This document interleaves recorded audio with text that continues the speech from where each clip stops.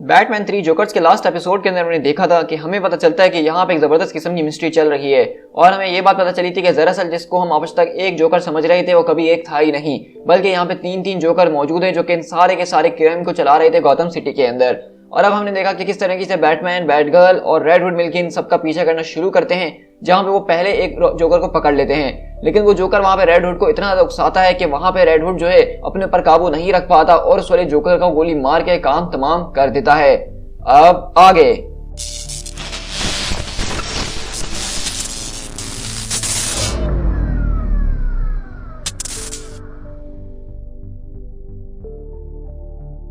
तो उसी तरह हमारी कहानी बेसिकली सिटी के एक घर से शिफ्ट होती है, जहां पे आप देखते हैं कि कोई और नहीं बल्कि जोकर जो है वो आज अपने घर वापसी लौट कर आया है। और बेसिकली ये जोकर नंबर 2 है जिसको द कॉमेडियन के नाम से कहा जा रहा है। और हम देखते हैं कि उसकी वाइफ यहाँ पे इंतजार कर रही थी और कहती है, ओ तुम बहुत जल्दी आ गए हो, मैं तुम्हें जल्दी एक्सपेक्ट नहीं कर रही थी, लेकिन डिनर तो वैसे भी रेडी है तो आओ बैठो। तो जोकर बोलता है, खुशबू सूंघ के तो बहुत ही जबरदस्त लग रहा है। तो वो कहती है कि मुझे काफी खुशी हुई कि तुम्हें ये सब पसंद आया। तो जोकर आके उसको किस करता है और बोलता है, तो ये बताओ कि जूनियर कहाँ है हमारा। उसी तरह हम देखते हैं कि बेसिकली वो लेडी जो है उस लड़के के पास आती है, यानी अपने बच्चे के पास, और कहती है कि बेबी तुम्हारे फादर घर आ चुके हैं। तो कहता है कि नहीं, मुझे नीचे नहीं आना है। तो वो कहती है कि देखो मैं तुमसे माफी मांगती हूँ बच्चे, लेकिन तुम्हें पता है ना कि अगर डैडी ने सारी की सारी बातें सुन ली और तुम उनके साथ डिनर करने नहीं गए तो कितने ज्यादा अपसेट हो जाएंगे। तो इससे वो बच्चा बोलता है, आखिरकार हम लोग यहाँ से चले क्यों नहीं जाते हैं। तो इससे उसकी माँ बोलती है, ओ बेबी मैं जानती हूँ कि तुम्हें ये सब चीजें बिल्कुल भी पसंद नहीं है, लेकिन तुम ये भी जानते हो ना कि उनको हमारे साथ डिनर करना कितना ज्यादा पसंद है, तो इसलिए तुम फौरन से नीचे चले आओ उससे पहले कि कुछ खराब हो जाए। मैं उनको ज्यादा देर तक नीचे रोक के नहीं रख सकती हूँ। और इसी तरह हम देखते हैं कि बेसिकली ये बच्चा जो है वो बेसिकली अपने फादर यानी कि जोकर से डर रहा है और उनके साथ डिनर नहीं करना चाहता है, लेकिन उसकी माँ की बातों से साफ जाहिर हो रहा है कि अगर उसने इसकी बात ना मानी तो कुछ बुरा हो सकता है। तो उसी तरह वो बच्चा अपनी माँ की बात सुनता है और नीचे डिनर के लिए आ जाता है। और जोकर वहां बैठ के कहता है, ये रहे बच्चे तुम, वे तुम्हारे साथ काफी ज्यादा स्टोरीज को शेयर करना है। आई होप कि तुम्हारे पास भी कुछ स्टोरीज होंगी जो तुम मुझसे शेयर करना चाहते हो ना। ओह तुम बिल्कुल भी विश्वास नहीं करोगे कि इस हफ्ते मैंने क्या क्या करा। जूनियर आखिरकार तुम इतना अफसोस में क्यों बैठे हो। तो इसे वो कहता है कि नहीं डैड कुछ नहीं। तो वो कहती है कि ऑक्टोपस दरअसल उसके फेवरेट नहीं है, बस इतनी ही बात है, लेकिन इस पूरे के पूरे हफ्ते इसने मुझे जरा सा भी तंग नहीं किया, ये एक अच्छे बच्चों की तरह रहा था। तो वहीं से वो जोकर बोलता है, क्या तुमने ठीक कहा, क्या मेरा बेटा बिल्कुल अच्छा बन चुका है, चलो ये तो बहुत ही अच्छी बात है, लेकिन ये बताओ कि तुम ऑक्टोपस के ट्रिपलेट्स को क्या कहोगे एग्जैक्टली जो एक जैसे लगते हैं, टेंटिकल्स। मेरे ख्याल से तुम लोग को ये समझ में नहीं आई, लेकिन तुम लोग समझ जाओगे। और इसी तरह हम देखते हैं कि वहां पे जोकर अपने ही जोक्स के ऊपर फालतू में हंसे जा रहा होता है। और यहाँ से हम लोग सीधा अगले पल जो है जोकर नंबर 1 या द क्रिमिनल के पास शिफ्ट होते हैं, जो कि इन सबको कंट्रोल करता है। और इस तरह हम देखते हैं कि जो कॉमेडियन वाला जोकर था वो बेसिकली ये सब कुछ अपने ख्यालों में देख रहा था, कभी वो इस तरह से डिनर किया करता था। और वहां पे वो जोकर आके बोलता है कि तुम ये सब क्या कर रहे हो। तो कहता है कि मैं डिनर कर रहा हूँ। तो वो जोकर पूछता है कि किसके साथ। तो कहता है कि मैं अपने साथ कर रहा हूँ, क्या तुम्हें इसमें कोई तकलीफ है। तो वहीं से वो कहता है कि तुम अपना वक्त यहाँ पे बर्बाद कर रहे हो वापसी लौट कर आके। और वहीं पर अगले पल हम देखते हैं कि वो जोकर जो है क्रिमिनल वाला वो आके उसकी मूर्तियों को छेड़ने लगता है। तो कहता है इसको छूने की जरूरत नहीं है। तो कहता है कि ये कोई औरत नहीं है जिसको तुम इस तरीके से बोल रहे हो, यहाँ पे हमारे लिए कोई भी मौजूद नहीं है सिवाय बैटमैन के, तो तुम्हें कोई आइडिया नहीं है इस बारे में, ये तुम्हारा आइडिया था, तुमने कहा था कि हम बैटमैन को अपने पीछे लगाते हैं, लेकिन अब तुमने नतीजा देखा कि हम में से एक मर चुका है तुम्हारे मजाक के चक्कर में। और उसी तरह हम देखते हैं कि वो जोकर को गुस्सा आता है, उसकी मूर्ति को उठा के वापस जमीन में फेंक देता है। और उसी तरह हम लोग जोकर नंबर 3 द क्लाउन के पास शिफ्ट होते हैं, और ये वो जोकर है जिसकी अभी कुछ देर पहले यहाँ पे रेड हुड ने जान ले ली है। और हम देख रहे होते कि किस तरीके से इसकी लाश यहाँ पे पड़ के सड़ रही है और मक्खियां आके उसको खाना शुरू कर चुकी हैं। इसी तरह हम देखते हैं कि यहाँ से बेसिकली हम लोग शिफ्ट होते हैं जिम गॉर्डन के पास, जहाँ पे वो पुलिस वाले एक जोकर को कॉर्नर कर चुके हैं। और वहीं से वो लोग पूछते हैं क्या ये असली जोकर है। तो जिम बोलते कि मुझे नहीं लगता कि वो जोकर भी है। और अगले पल हम देखते हैं कि वहां से उनको खिड़की में से कुछ कुत्तों की आवाजें आती हैं, और वो बोलता है पुलिस वाला कि डॉग्स, मेरे ख्याल से हमें जाके चेक इन करना चाहिए। तो जिम गॉर्डन बोलते हैं कि नहीं जरूरत नहीं है, वो ऑलरेडी वहां पे पहुंच चुका है। और इसी तरह हम देखते हैं कि उस खिड़की के अंदर वहां कुत्ते जो है बहुत पागलों की तरह भौंक रहे होते हैं, लेकिन अगले पल बैटमैन वहां पे आता है और उनको चुप करा देता है। तो वहीं से हम देखते हैं कि बैटमैन दरवाजा खोलता घर का और कहता है कि मेरे ख्याल से तुम्हें एनिमल कंट्रोल वालों को कॉल कर देनी चाहिए। तो जिम बोलता है क्या मतलब, तुमने उनको मार दिया। तो कहता है कि नहीं, मैंने सिर्फ उनको बेहोश करा है, अब वो किसी और को काटने वाले नहीं है इतनी जल्दी। और इसी तरह देखते हैं कि बेसिकली यहाँ पे एक और क्राइम सीन इनके सामने आ चुका है। यहाँ पे आज जो है एक और आदमी को मार दिया गया, जो कि कोई छोटा मोटा आदमी नहीं बल्कि एक फॉरवर्ड जज रह चुका है जिसका नाम जज वॉल्स था। और यहाँ पे उसको इतनी बुरी तरीके से मारा गया है, मतलब जो उसके कुत्ते हुआ करते थे जोकर ने उनको ही टॉक्सिक दे दिया था अपना जोकर वाला, और वो कुत्ते पागल होकर अपने ही मालिक को काट काट के खा चुके हैं। उसी तरह देखते हैं कि यहाँ पे सब पूछ रहे होते हैं कि आखिरकार जोकर ने इनको क्यों मारा है, क्योंकि ये तो काफी साल पहले ही रिटायर हो चुके हैं ना। तो बैटमैन बोलता है कि वो कभी रिटायर ही नहीं हुए जिम, बल्कि उनको फोर्स किया गया था रिटायर होने के लिए, क्योंकि उनके काम बहुत ही ज्यादा गंदे थे। वो अरकम के पुराने लोगों से बहुत ही ज्यादा रिश्वत लिया करते थे और ज्यादातर क्रिमिनल्स को उन्होंने ही असालम के अंदर पहुंचाया था और वहां पे सिक्योरिटी बहुत ही ज्यादा लूज थी। जज वॉल्स जो है वो रिस्पॉन्सिबल थे पूरे के पूरे अरकम के रिवॉल्विंग डोर के लिए। तो कमिश्नर बोलते कि ये सारी की सारी बातें तो ठीक है, लेकिन आखिरकार जोकर ने इनको ही टारगेट क्यों बनाया, क्योंकि जोकर का इससे कोई लेना देना मुझे लग नहीं रहा है। तो वहीं से हम देखते हैं कि बैट गर्ल आती है और कहती है कि सब कुछ अब बदल चुका है कमिश्नर। तो कमिश्नर कहता है कि बैट गर्ल, बैटमैन ने तो मुझसे कहा था कि तुम वहां पे दूसरे जोकर को अपने साथ लेकर आ रही हो जो कि अरकम के अंदर मौजूद है। तो वहीं से बैट गर्ल बोलती है कि बैटमैन मुझे तुमसे अकेले में बात करनी है। तो जिम गॉर्डन बोलते हैं क्या मतलब, क्या वो जोकर भाग गया है? तो बैट गर्ल बोलती है कि नहीं, ऐसा कुछ भी नहीं हुआ। तो बैटमैन बोलता है कि रेड हुड कहाँ है? तो जिम गॉर्डन बोलते हैं क्या तुम भी रेड हुड का पीछा कर रहे हो? तो वहीं से बैटमैन पीछे पलटता और कहता है कि रेड हुड कोई क्रिमिनल नहीं है जिम, इस वक्त मेरी ये बात ध्यान में रखो। लेकिन वहीं से बैट गर्ल बोलती है कि हाँ वो एक क्रिमिनल है ब्रूस, तुम्हें इसको मानना ही होगा। और अगले पल हम देखते हैं कि ब्रूस खामोश रहता है और बैट गर्ल के साथ बाहर निकलता है। और अब बेसिकली बैट गर्ल वहां पे उसको ये सारी की सारी कहानी बताना शुरू करती है कि बेसिकली वहां पे जेसन ने यानी कि रेड हुड ने वहां पे जोकर का काम तमाम कर दिया है और वो भी उसकी आंखों के सामने। तो ये देख के बैटमैन एकदम खामोश रहता है और कहता है कि जेसन ने ये किया? तो वहीं से बैट गर्ल बोलती है जी हाँ, तुम्हारी जेसन ने बिल्कुल ऐसा ही करा, वो मेरी आंखों के सामने। अब हमारे पास 2 जोकर्स और एक रेड हुड है जिससे हमें डील करना है। उसने जोकर को मार डाला ब्रूस, उसने उसको मर्डर कर डाला। तो वहीं से बैटमैन बोलता है कि उसने सिर्फ एक जोकर को ही तो मारा है बारबरा, और अभी के लिए हम बस इतना ही जानते हैं। तो वहीं से बैट गर्ल बोलती है कि अ जोकर या द जोकर, इससे कोई फर्क नहीं पड़ता है, उसने किया तो ये सब कुछ ही है ना, और हम इसके बारे में अब क्या करने वाले हैं? तो बैटमैन बोलने वाला है कि इसके बारे में हम कुछ नहीं कर सकते हैं। तो बैट गर्ल बोलती है ये तुम कैसी बातें कर रहे हो, क्या हम यहाँ पे कुछ भी नहीं करने वाले हैं? तो बैटमैन को समझाने की कोशिश करता और कहता है अगर हमने उसको अरेस्ट करने के बारे में सोचा मर्डर के चार्जेस के लिए, तो ये बात याद रखना कि उसको जो है अनमास्क कर दिया जाएगा। और इस जैसा कि सारे के सारे इंसिडेंट की तुम अकेले ही गवाह मौजूद हो, तुमने इसको अपनी आंखों से देखा है, तो तुम्हें भी अनमास्क करा दिया जाएगा। तो ये इतना ज्यादा सिंपल नहीं जितना तुम समझ रही हो। तो वहीं से बैट गर्ल बोलती है कि ऐसा कुछ नहीं होने वाला, ये इतना सिंपल नहीं है, लेकिन हम इसको कर सकते हैं। तो बैटमैन बोलता है कि मैं उससे बात करके देखूंगा। तो बैट गर्ल बोलती है कि तुम उससे बात करोगे? मुझे समझ में नहीं आ रहा है कि आखिरकार तुम इतना ज्यादा काम कैसे हो, तुम्हें मेरी तरह फ्यूरियस होना चाहिए, ये कोई छोटी बात नहीं है। तुम समझ नहीं रहे हो कि हम लोग वहां पे जोकर की इंटेरोगेशन कर रहे थे, उससे इन्फॉर्मेशन निकलवा रहे थे। अब हम इस बात को नहीं जानते कि वो ओरिजिनल था भी कि नहीं। मैं बस इतना जानती हूँ कि जेसन ने एक ऐसे ह्यूमन बीइंग को बांध के मार डाला जो कि इस वक्त एक कुर्सी से बंधा हुआ था, जिसके हाथ भी बंधे हुए थे। तो वहीं से हम देखते हैं कि जो बैटमैन बोलता है कि देखो तुम्हें ये बात समझने की जरूरत है कि जेसन जो है वो सफर कर रहा है, जोकर ने उसको बहुत बुरी तरीके से हर्ट किया था और जिस तरीके से वो हील हुआ है वो बिल्कुल गलत था। इस चीज ने उसको बहुत ज्यादा वायलेंट बना दिया है, लेकिन वो बहुत ज्यादा मजबूत बन चुका है। तो वहीं से बैट गर्ल बोलती है कि तुम चाहते तो जेसन की मदद कर सकते थे, तुम उसको और ज्यादा स्ट्रॉन्गर बना सकते थे। तो बैटमैन बोलता है क्या तुम्हें नहीं लगता कि इतने सालों से मैं यही करना चाहता था? मुझे सच में लगा था कि वो मर चुका है और इस चीज के लिए मैं अपने आप को कभी माफ नहीं कर पाऊंगा कि मैंने उसको उस कबर के अंदर छोड़ दिया ये समझ के कि वो मर चुका है, कभी नहीं। तो वहीं से बैट गर्ल बोलती है लेकिन जब तुम्हें इसके बारे में पता चला कि वो जिंदा है, तो तुमने इस बारे में क्यों नहीं सोचा कि वो बहुत ज्यादा कैपेबल है और ये सारी की सारी चीजें कर लेगा? अगर तुमने उसके ऊपर ध्यान नहीं दिया तो तुमने आखिरकार उसको अपने पास वापसी क्यों नहीं बुलाया बैट केव के अंदर? आखिरकार तुमने अब तक का इंतजार क्यों करा कि तुम उससे बात करोगे? ये बात तुम्हें उससे पहले ही करनी चाहिए थी ब्रूस, मेरे सवाल का जवाब दो। तो वहीं से बैटमैन बोलता है कि मुझे इस बात की उम्मीद थी कि जेसन भी जो है वो बिल्कुल तुम्हारे ही जैसा होगा। जिस तरीके से तुम सारे के सारे जोकर के टॉर्चर को सहने के बाद दोबारा अपने पैरों पे खड़ी हुई, तो मुझे जेसन से भी यही उम्मीद थी कि वो भी एक दिन खड़ा होगा, लेकिन अफसोस ऐसा ना हो सका। और इसी तरह हम अगले पल देखते हैं कि यहाँ पे बेसिकली रेड हुड जो है वो एक पूरी की पूरी गली के अंदर मौजूद होता है, जहाँ पे वो लोगों को कुत्ते की तरह पेल रहा होता है। और जेसन बोलता है कि तुम्हारे पास एक आखिरी चांस है, इससे पहले कि मैं तुम्हारी वही हालत करूं जो मैंने तुम्हारे दोस्त की करी है। तो कहता है कि तुम कौन से चांस की बात कर रहे हो, तुमने तो मुझसे अब तक सवाल भी नहीं करा। तो रेड हुड बोलता है कि हाँ, क्योंकि मुझे 2 बार पूछना पसंद नहीं है। और वहीं से हम देखते हैं कि बैट गर्ल बोलती है कि तुम्हें जेसन को समझाना होगा, उसकी बंदूकों को कंट्रोल में लेना ही होगा, इससे पहले कि वो किसी और को मारे। लेकिन इसी तरह हम देखते हैं कि जेसन वहां पे अभी बहुत ही ज्यादा खतरनाक तरीके से लोगों का पीछा कर रहा है और बहुत ज्यादा वायलेंट हो चुका है। और कहता है कि मैं जानता हूं कि तुम लोग सब जानते हो कि जोकर ने उस सारे के सारे केमिकल को कहां छुपा के रखा है, तो मुझे फौरन से बता दो कि वो कहां है। तो वहीं से वो आदमी बोलता है कि तुम चाहे जो भी कुछ करने की कोशिश कर लो, लेकिन मैं एक अल्फाज नहीं बोलूंगा, क्योंकि तुम मेरे साथ जो भी करोगे जोकर मेरे साथ उससे भी ज्यादा बुरा करेगा। तो वहीं से हम देखते हैं कि जेसन बोलता है कि तुम्हें मेरे साथ ज्यादा बातचीत करने की जरूरत नहीं है और ना ही कुछ बताने की, क्योंकि मेरे हुड के अंदर के डिटेक्टर्स इस बात का पता लगा रहे हैं कि तुम मुझसे क्या छुपा रही हो। मैं देख सकता हूँ तुम्हारे पूरे के पूरे चेहरे के ऊपर, तुम एक पूल क्लीनर हो ना। तो अब मुझे इस बात का अंदाजा लगाने दो कि आखिरकार तुम्हारा वहां से क्या लेना देना था और तुमने केमिकल को किस तरीके से पूल के अंदर छुपाया होगा। तो इसी तरह हम देखते हैं कि हुड को यहाँ से दरअसल एक तरह की लीड मिल चुकी है, लेकिन वहीं से हम देखते हैं कि बैट गर्ल बोलती है तो बताओ कि अब हम यहाँ से कहाँ जाने वाले हैं? क्या हम सिटी की तरफ जाएंगे और जेसन को ट्रैक करेंगे? तो बैटमैन बोलता है कि मैं उसकी कोशिश कर चुका हूँ, लेकिन अब हमें ब्लैक गेट की तरफ जाना होगा। और इसी तरह बैटमैन को बेसिकली एक तरह का सुराग यहाँ पे मिला और वो बताता है कि मैंने पूरी की पूरी बॉडी को एग्जामिन करा जज वॉल्स की, और वहां पे मुझे कुछ फिंगरप्रिंट्स मिले हैं, और वो फिंगरप्रिंट्स कुछ ऐसे इंसान के हैं जो कि यहाँ पे एक कैदी है। तो बैटगर्ल बोलती है कि तुम किसकी बात कर रहे हो ब्रूस, ये है कौन आखिरकार? तो बैटमैन वहां पे पीछे पलटकर कहता है कि वो जो चिल है।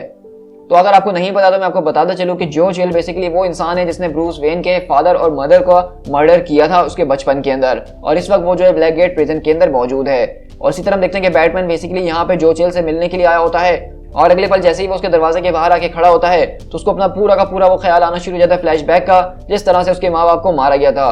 और ये देख के बैटमैन को गुस्सा आता है और वो बोलता है तुम जानते हो ना कि मैं कौन हूँ, तुम अच्छी तरीके से जानते हो कि मैं कौन हूँ, हमें बात करने की जरूरत है अभी इसी वक्त। और अगले पल बैटमैन उस डोर के ऊपर लात मार के सीधा अंदर घुसता है और वो काफी ज्यादा गुस्से में नजर आ रहा है, लेकिन हम देखते हैं कि वहां पे जो चिल मौजूद नहीं है। और वहीं से बारबरा बोलती है कि वो लोग उसको यहाँ से ले जा चुके हैं। तो बैटमैन बोलता है कि कहाँ है वो?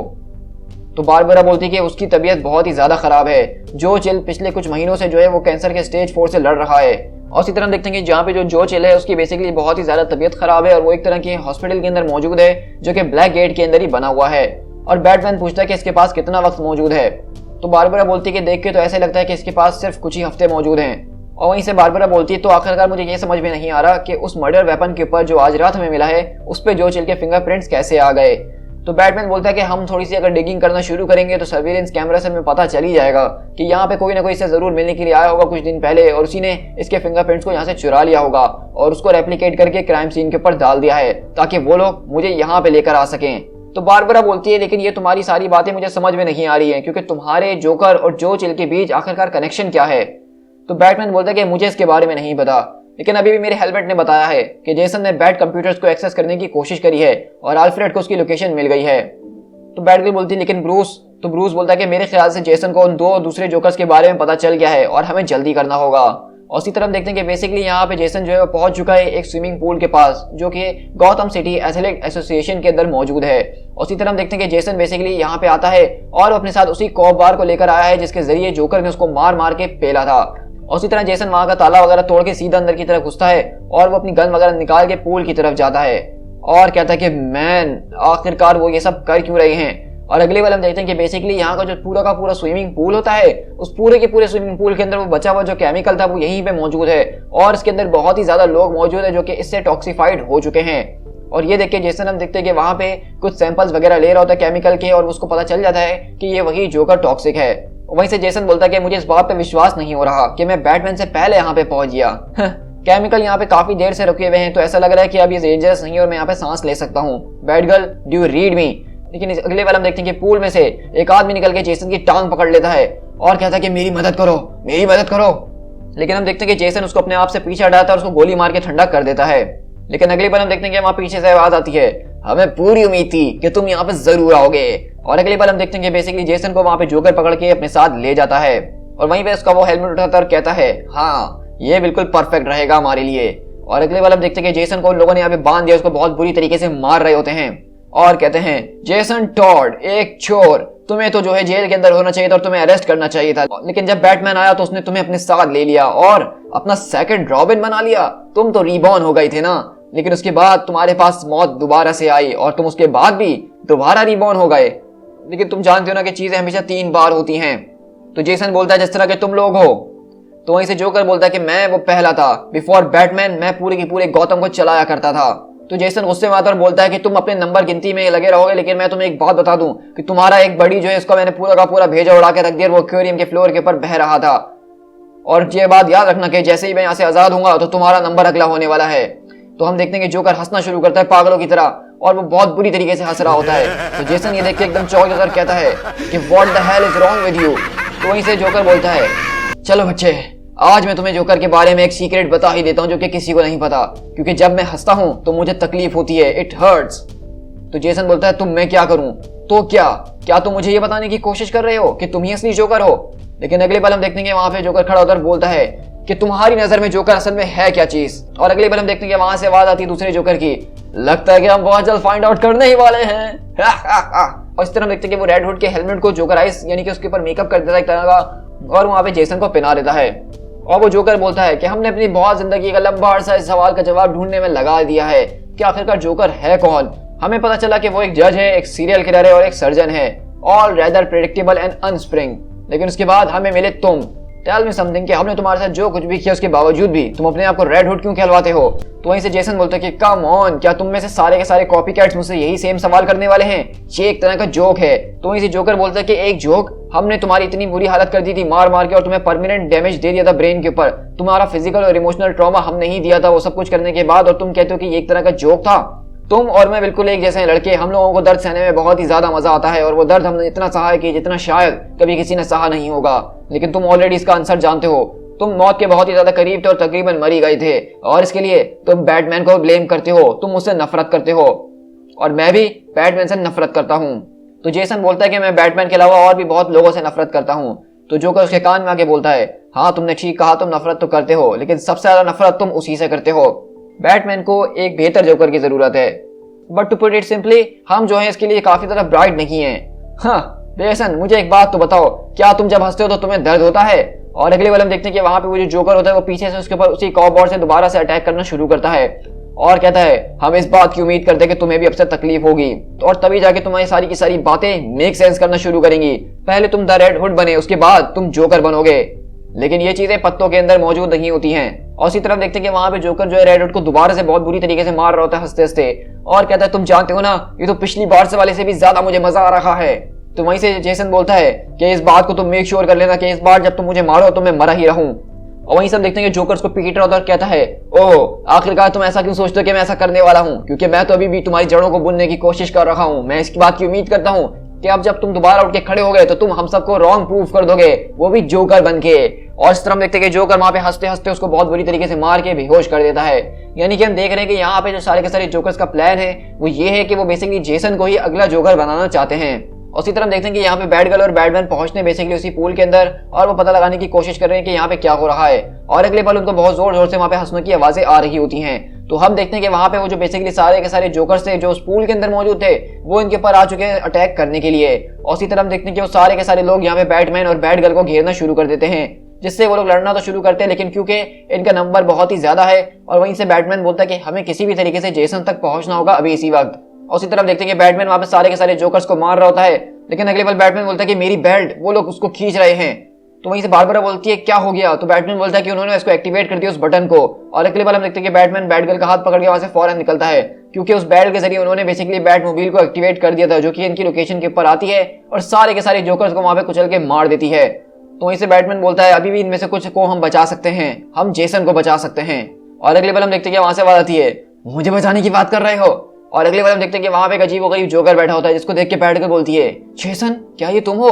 तो कहता है, हाँ नहीं नहीं, मैं जेसन नहीं हूँ, मैं जेसन नहीं हो सकता हूँ। और अगले पल बैटगर्ल बोलती है, मुझे एक मोमेंट के लिए ऐसा लगा ब्रूस कि शायद ये जेसन है, मैं बहुत ही ज्यादा डर गई हूँ। तो बैटमैन बोलता है कि मुझे लगता है कि वो यहाँ पे मौजूद नहीं है। हुड, क्या तुम यहाँ पे हो? और अगले बार हम देखते हैं कि बेसिकली वो लोग उसी स्विमिंग पूल की तरफ आते हैं जहाँ पे इन सारे के सारे लोगों को जमा किया गया था। और बैटगर्ल बोलती है कि आखिरकार वो ये सब कर क्यों रहा है? तो बैटमैन बोलता है कि मुझे सच में नहीं पता इस बारे में। तो बैटमैन बोलता है कि मुझे इसके बारे में कुछ भी नहीं समझ में आ रहा।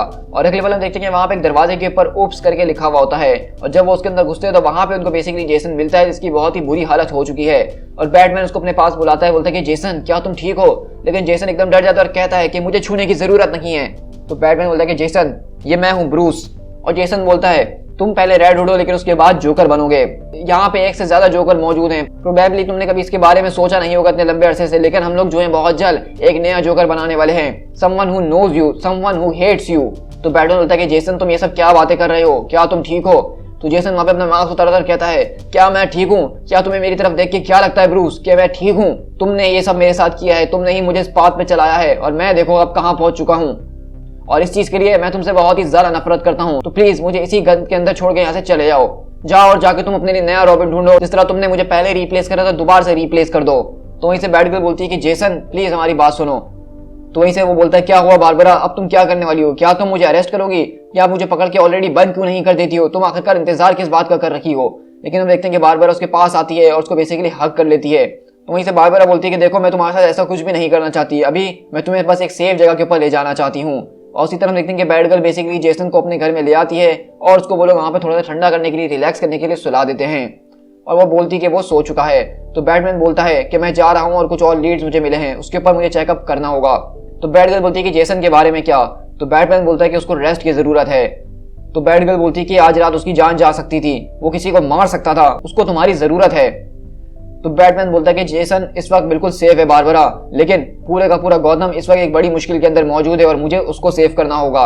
और उसी तरह हम देखते हैं कि बेसिकली यहाँ पे जेसन की आंख खुलती है और वो बिस्तर पे उठ के बैठता है और कहता है आखिरकार मैं कहाँ पे मौजूद हूँ। लेकिन हम देखते हैं कि जब वो यहाँ पे कमरे के अंदर घूम रहा होता है तो उसको व्हील चेयर नजर आती है जो कि कभी बारबरा की हुआ करती थी। और बेसिकली वहाँ पे वो कैलेंडर भी लगा हुआ है जिस दिन वो पूरा का पूरा इंसिडेंट हुआ था किलिंग जोक वाला। और उसको वहाँ पे बेसिकली एक तरह की किताब मिलती है क्रॉनिक पेन के नाम से, जिसके अंदर इस सारे के सारे ट्रॉमा से निकलने के बारे में पूरी की पूरी किताब ही लिखी गई है। लेकिन अगले बार हम देखते हैं कि बैटगर्ल यहाँ पे आती है और जेसन को ढूंढ रही होती है। और जेसन अगले बार आता और कहता है कि बारबरा, मैंने इस बात की उम्मीद करी थी कि मैं अगर शावर इस्तेमाल कर लूँ तो तुम्हें बुरा नहीं लगेगा। तो कहती है कि नहीं नहीं, मुझे कुछ भी बुरा नहीं लगा। और वहीं से वो बोलता है कि इस किताब को मैंने थोड़ा सा पढ़ के देखा, ये काफी ज्यादा यूजफुल है। तो बारबरा बोलती है कि तुमने ठीक कहा, ये मेरे बहुत ही ज्यादा काम आई थी, तो क्या तुम बिल्कुल ठीक हो? तो जेसन बोलता है कि मुझे नहीं लगता कि अब मैं कभी भी ठीक हो सकता हूँ। जोकर ने जो कुछ भी मेरे बारे में कहा उतने सालों से, जो उस बात के ऊपर मुझे बैटमैन चला रहा था, ऐसा लग रहा है कि वो सारी की सारी चीजें गलत थी और मैं एक गलत रास्ते के ऊपर चल रहा था। अब मैं बिल्कुल भी वैसा नहीं बनना चाहता हूँ, मुझे वो सब कुछ नहीं चाहिए। क्या तुम मेरी इस बात पे विश्वास कर रही हो? तो बारबरा बोलती है कि मैं विश्वास करना तो चाहती हूँ। तो जेसन बोलता है क्या मैं तुमसे कुछ पूछ सकता हूँ? उस कैलेंडर के अंदर सारी की सारी डेट्स, क्लोजेट के अंदर तुम्हारी व्हीलचेयर और इस किताब को तुमने अब तक संभाल के क्यों रखा हुआ है? क्या इन चीजों को देख के तुम्हें तकलीफ नहीं होती कि जोकर ने तुम्हारे साथ क्या किया था? तो बारबरा बोलती है कि नहीं, मुझे इसकी अब आदत हो चुकी है जेसन, लेकिन मैंने अपने आप को हील किया अपनी डैड की मदद से, मैंने अपने फिजिकल थेरेपिस्ट की मदद से अपने आप को दोबारा चलना सिखाया और मैंने अपने आप को दोबारा खड़ा करके दिखाया। मेरे अंदर एक पॉजिटिविटी मौजूद थी, इसलिए मैंने कभी हार नहीं मानी और मैं इस बात की उम्मीद करती हूँ कि शायद वो पॉजिटिविटी तुम्हारे अंदर भी होती तो तुम्हें इस रास्ते पे ना चलना पड़ता। तो जेसन बोलता है कि तुमने ठीक कहा, लेकिन मेरे अंदर ये कभी मौजूद ही नहीं थी। तो वहीं से बैटगर्ल बोलती हाँ तुम्हें ये सब इसीलिए नहीं मिला, हमारी सपोर्ट इसीलिए नहीं मिली क्योंकि हम अब तक ये समझ रहे थे कि तुम मर चुके हो जेसन, इंक्लूडिंग ब्रूस भी।